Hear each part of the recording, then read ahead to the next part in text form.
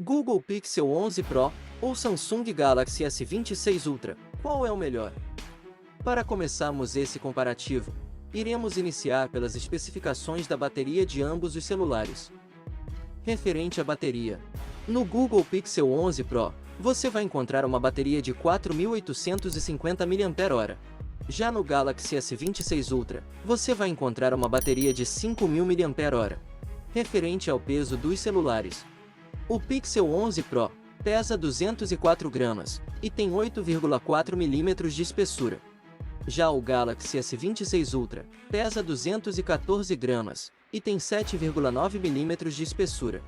Referente à tela, o Pixel 11 Pro vem com uma tela OLED de 6,3 polegadas, Quad HD, com 120 Hz, com 495 ppi. Já o Galaxy S26 Ultra vem com uma tela Dynamic AMOLED de 6,9 polegadas, Quad HD Plus, com 120 Hz, com 500 ppi. Referente às câmeras, o Pixel 11 Pro vem com um conjunto de câmeras triplas, cuja câmera principal é de 50 megapixels, e mais uma câmera de 48 megapixels ultra-wide, e a outra é uma câmera de 48 megapixels telefoto. Já o Galaxy S26 Ultra vem com um conjunto de câmeras quádruplas, cuja câmera principal é de 200 megapixels, e mais uma câmera de 50 megapixels periscope telefoto, e mais duas câmeras, sendo uma de 50 megapixels ultra-wide, e a outra é uma câmera de 10 megapixels telefoto. Já na câmera frontal, o Pixel 11 Pro vem com uma câmera frontal de 42 megapixels.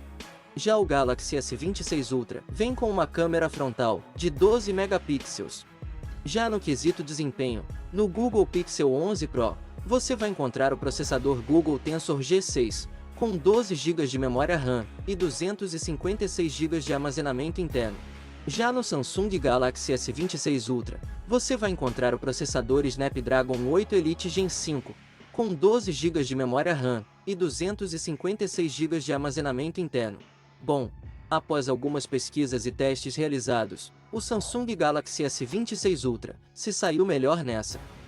Mas e para você, qual é o melhor? Google Pixel 11 Pro ou Samsung Galaxy S26 Ultra? Deixa aí abaixo nos comentários. Então é isso, por hoje é só. Não esqueça de deixar aquele like e de se inscrever aqui no canal e ativar o sininho das notificações para ser notificado sempre que sair um vídeo novo aqui no canal. Espero que você tenha gostado do vídeo. Vou ficando por aqui e até a próxima.